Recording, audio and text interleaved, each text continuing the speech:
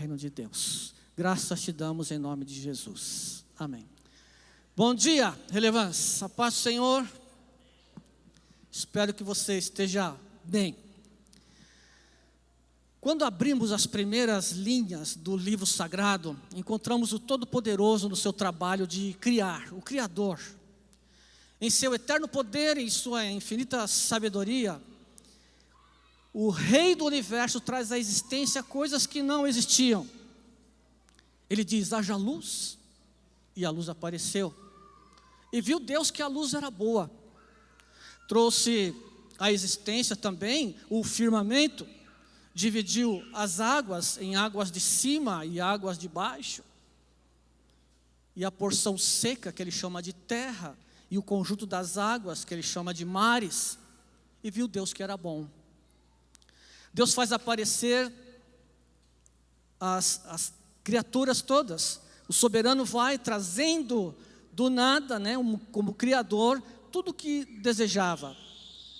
As plantas, o luminar do dia, os luminares da noite, cria os seres vivos, as aves, os peixes, os rebanhos, e assim vai. Finalmente, o soberano, o Senhor, o Rei do Universo, do pó da terra forma o homem, e sopra nele o fôlego de vida, e o homem então torna-se alma vivente. E o soberano, o Rei do Universo, viu que era bom, e declara que era bom. Todas essas coisas, ele vai declarando no final de cada uma delas, e viu Deus que era bom. E assim ele vai chegando ao fim da sua criação. Mas num dado momento, o soberano, nosso Deus, o Rei do Universo, ele vai chegando no final da sua criação perfeita, harmoniosa, e ele viu que alguma coisa não estava boa, alguma coisa não estava bem, alguma coisa não estava legal. Imagine isso: o soberano, o Deus perfeito, o Rei do Universo, avalia a sua própria obra perfeita e maravilhosa, e ele declara assim: não é bom que o homem esteja só. E diante de toda a harmonia da criação, de tudo o que ele faz, ele viu que o homem estava sozinho, que o homem não tinha alguém que lhe correspondesse. Então assim ele próprio avalia o que tinha feito, e alguma coisa estava faltando. Então um diagnóstico dele, das suas próprias coisas, que ele estava então terminando, o homem estava sozinho. E ele diz em Gênesis 2:18, então o Senhor Deus declarou: não é bom que o homem esteja só, farei para ele alguém que o auxilie e que lhe corresponda. As outras versões, algumas dizem: farei para ele uma auxiliadora idônea, farei para ele alguém habilitado. Então, se eu fosse dar um tema para essa reflexão aqui, seria: eu sozinho? Será que eu estou sozinho? E andar sozinho é muito difícil. E o único remédio que Deus teve para essa solidão do homem foi trazer para ele uma auxiliadora idônea. Foi trazer para ele alguém que correspondesse a ele. E Deus lhe trouxe, ou traz a ele, ou forma, a mulher. O homem sozinho, Deus podia ter dado para ele um violão, não é? Deus podia ter dado para ele uma manada de elefantes, 0 quilômetro, ou de camelos, né? Deus podia ter dado para ele uma loja do McDonald's. Mas a única coisa que poderia terminar, suprir a solidão do homem, era a mulher, alguém que lhe corresponda. Então o Senhor soberano, Rei do Universo, viu que não havia nada que poderia suprir a solidão do homem. A mulher então é a companheira de jornada do homem na sagrada e árdua missão de dominar e sujeitar a criação. Em Gênesis 1:26 ele faz uma declaração grande, e poderosa. Então disse Deus: façamos o homem à nossa imagem, conforme a nossa semelhança. Domine ele sobre os peixes do mar, sobre as aves do céu, sobre os animais grandes de toda a terra e sobre todos os pequenos animais que se movem. Criou Deus o homem à sua imagem, a imagem de Deus os criou, homem e mulher os criou. Deus os abençoou e lhes disse: sejam férteis, multipliquem-se, enchem e subjuguem a terra, dominem sobre os peixes do mar, sobre as aves do céu e sobre todos os animais que se movem na terra. Uma obra gigantesca. Apenas um casal para administrar um planeta. Ele sozinho não poderia fazer, ele sozinho estava incompleto, e a solução para isso, para a administração correta e para a solidão dele, a mulher.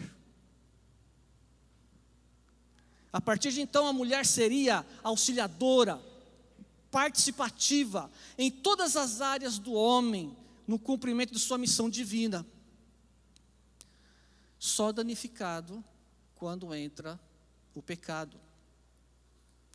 A mulher é ainda hoje a companheira de jornada do homem na árdua missão de conduzir a família nesses tempos de trevas. É o apoio da mulher que fortalece o homem. É o elogio da mulher que o faz sentir capaz. É a paciência da mulher que contribui para a solução dos conflitos. Ele, marido, ele, homem, quando tem problemas, é uma característica do homem, ele se isola,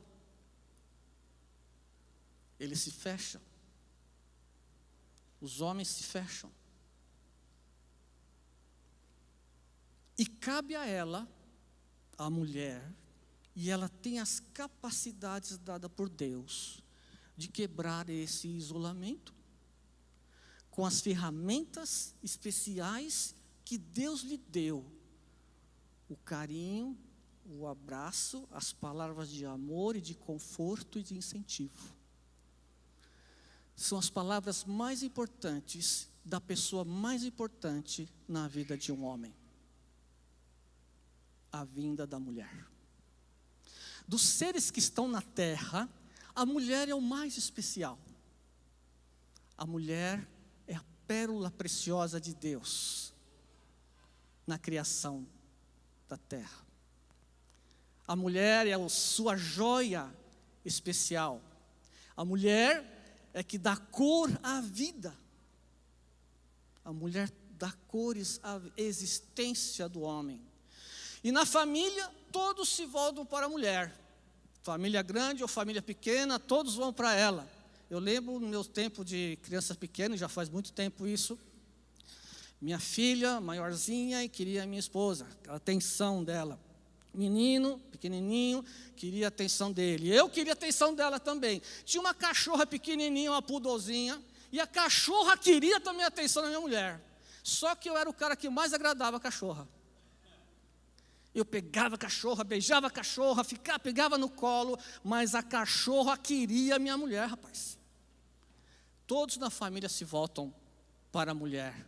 A mulher é a joia preciosa de Deus na face da terra. As mulheres, elas se tornam namoradas, esposas, mamães, titias, vovós, papéis que somente a mulher pode preencher com carinho, com amor e com uma afeição que o homem não consegue dar. Você pode ser vovô, titio, namorado, mas o carinho e a diferença que a mulher faz, o homem não consegue atender. Tem o pessoal posta às vezes no Instagram, quando a mulher deixa a criança com o pai, já viram isso? Tem uma que pega o aspirador de pó lá, chupa o cabelo da menina, né, e dá um nó assim. É muito interessante aquelas coisas lá. E o homem vai que vai.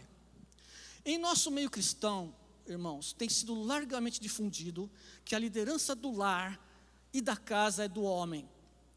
Até mesmo na liderança, no mundo em geral, a liderança, a quem está à frente o homem, é o homem. Isso é bem verdade.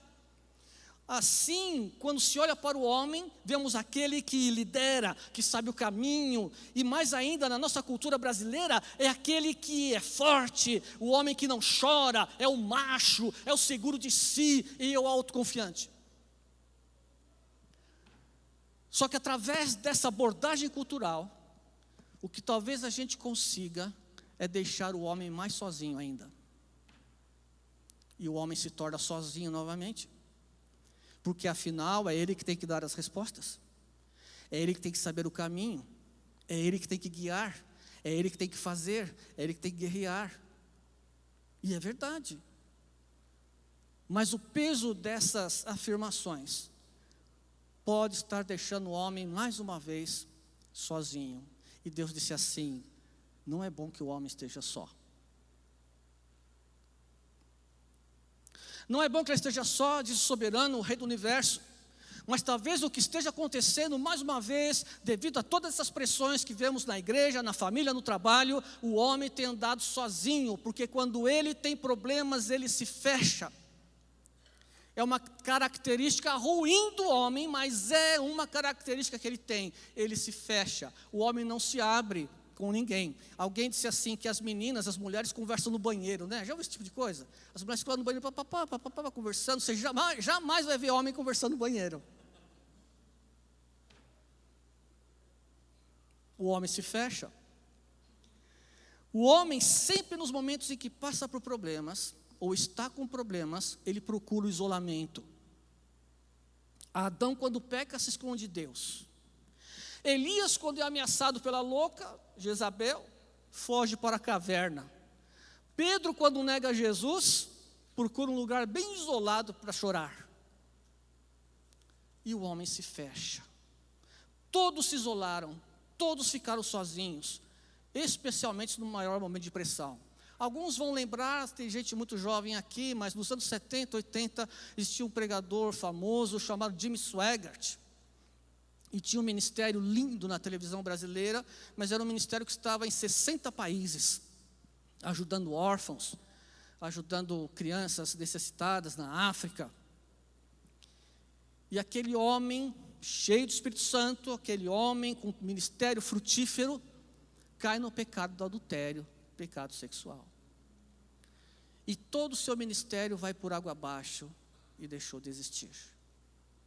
Mais recentemente, não tão recentemente, o pastor Bill Hybels, da igreja Willow Creek, dos Estados Unidos, uma igreja inovadora, uma igreja que transformou muita gente, frutífero, rico, um homem de Deus, também cai no pecado sexual e é destruído. O seu ministério pessoal destruído não é muitas vezes porque outros foram tomando as posições daquele homem, mas nunca se torna como era com o fundador.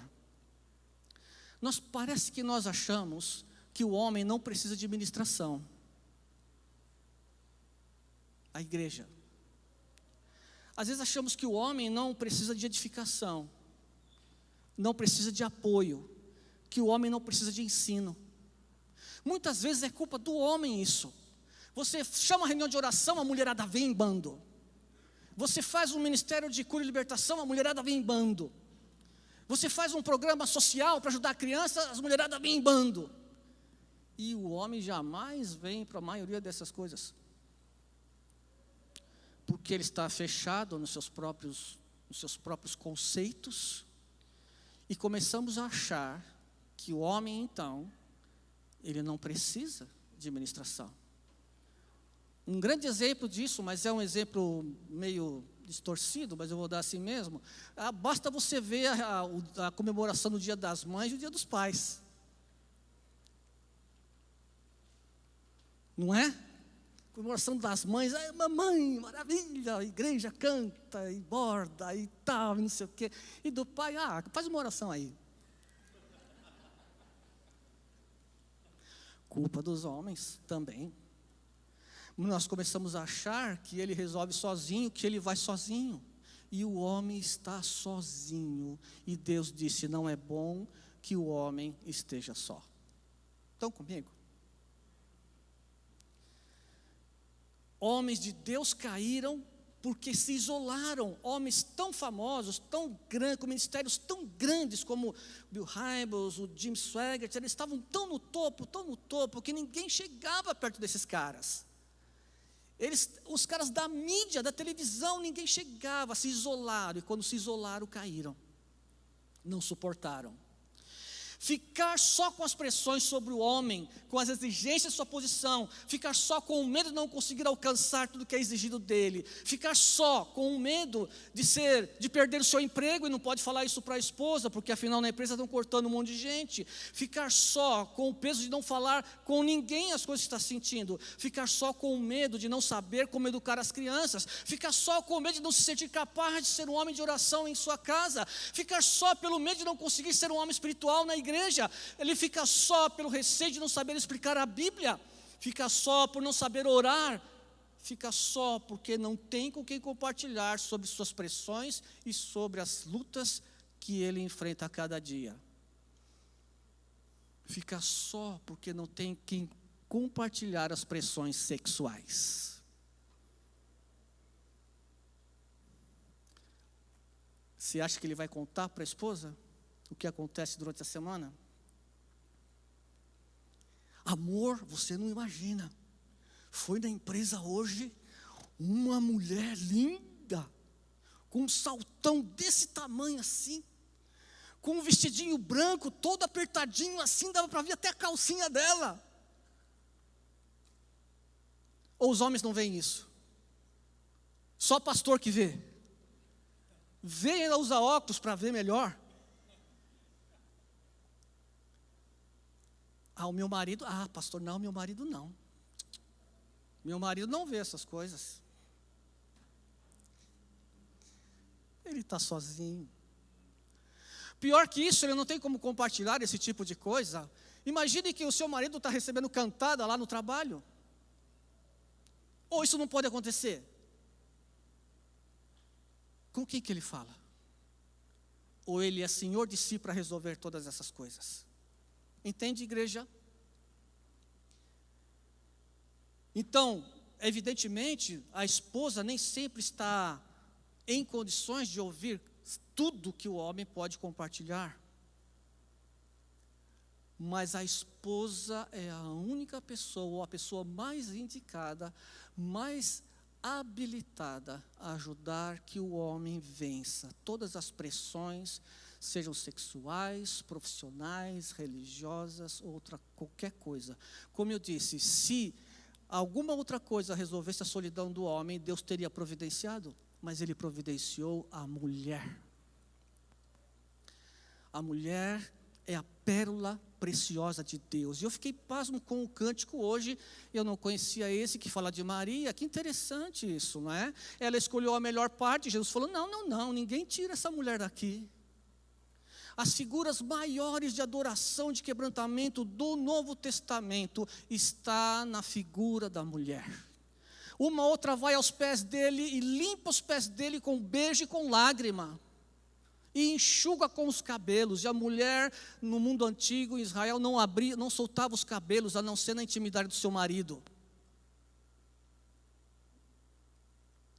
As mulheres é que têm condição de fazer o seu marido vencer. E começamos a achar que o meu marido não precisa. E ele fica sozinho. Entende, igreja? Pastor Tiago, acho que vai falar com vocês ainda, que queremos que a igreja fale sobre família esse ano. E eu falei essa mensagem no domingo passado lá em Alphaville, eu pensei, acho que eu vou levar lá para Barra Funda também, para São Paulo, né? E no fim, Tiago acabou me chamando para emendar a coisa. Por que será, né? E esse cântico foi lindo, sobre Maria e sobre o vaso quebrado, e sobre essas mulheres. Mulheres, vocês são a força motriz do seu marido.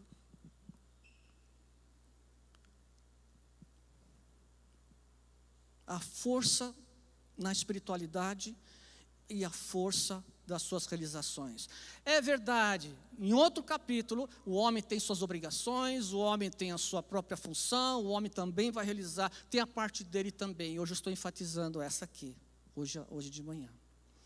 A verdade, gente, é que os homens têm andado só.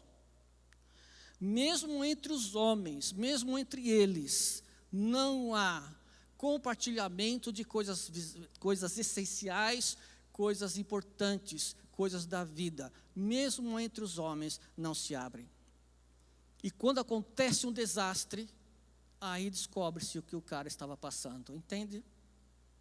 A igreja, então, se quer ter famílias fortes, precisamos de homens fortes. E quando eu falo de homens fortes, gente, eu falo que o homem é forte, falo do homem que reconhece as suas fraquezas. O homem forte é aquele que reconhece as suas fraquezas. O homem forte é aquele que consegue se arrepender dos seus pecados. O homem forte é aquele que confessa as suas fraquezas e seus erros. Quando falamos de família forte, falamos de uma família onde o ambiente é saudável, onde quando todos chegam em casa, o marido, a esposa, os filhos, sentem a paz de Deus lá dentro, em um mundo lá fora de trevas e de escuridão. Família forte é quando eu quero ficar dentro da minha casa, porque ali eu tenho paz, tenho alegria. Igreja forte, o que é uma igreja forte? Uma igreja acolhedora, que recebe, que cura, uma igreja que faz discípulos, uma igreja que ganha almas. Igreja forte. Não há igreja forte sem homens fortes. Não há família forte sem homem forte. Não há nação forte sem homem forte. Por isso a destruição na figura masculina. Você assiste a TV, você tem visto na internet a destruição da figura masculina desde a infância. No mundo ocidental é o que está acontecendo. Nesta manhã, eu quero que cada esposa pense diante de Deus: será que meu marido está andando sozinho? Então fique em pé, por favor, todos vocês. Vamos orar. Eu queria que você pegasse na mão da sua esposa, ou se quiser abraçar também. E hoje é um dia de ceia, né? Vai ter ceia hoje. Hoje talvez seja um dia de reset, né? De apertar o botão e reprogramar o relacionamento conjugal. E nesta oração, eu quero que você, esposa, pense assim: será que o meu marido está andando sozinho?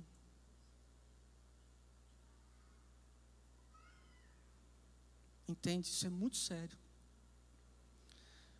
Eu confesso que eu não lembro de ouvir ministração para os homens. Para os homens.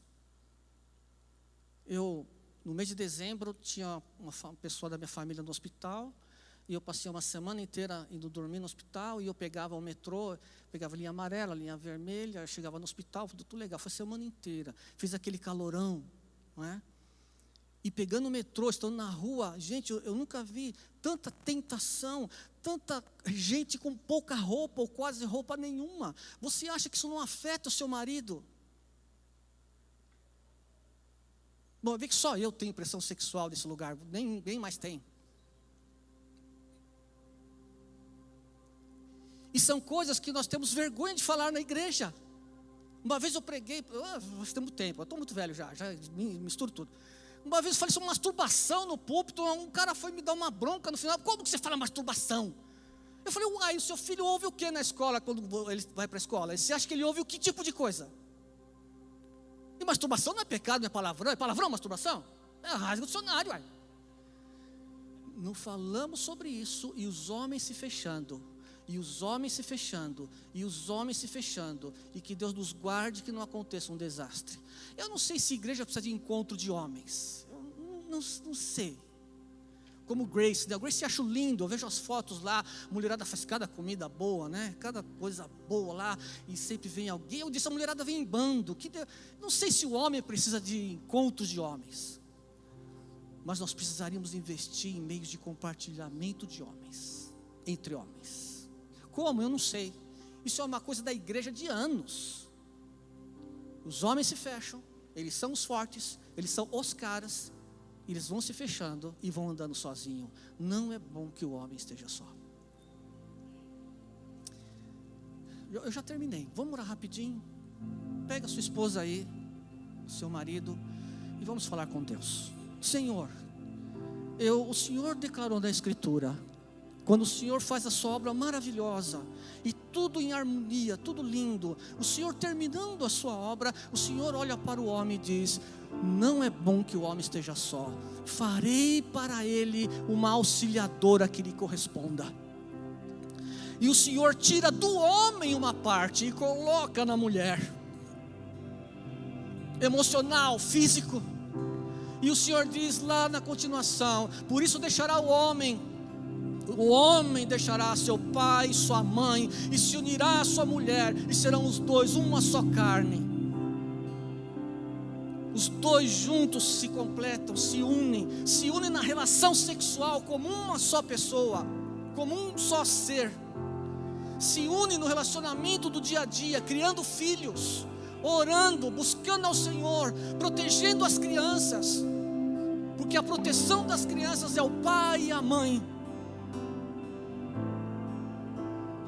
Nos faz homens fortes, Senhor. Nos faz homens dispostos a confessar as nossas fraquezas. Nos faz homens dispostos a quebrantarmos-nos e reconhecer: eu tenho problema, os meus olhos vivem rodando e rodando e rodando, e muitas vezes meus olhos não são de paixão por minha esposa.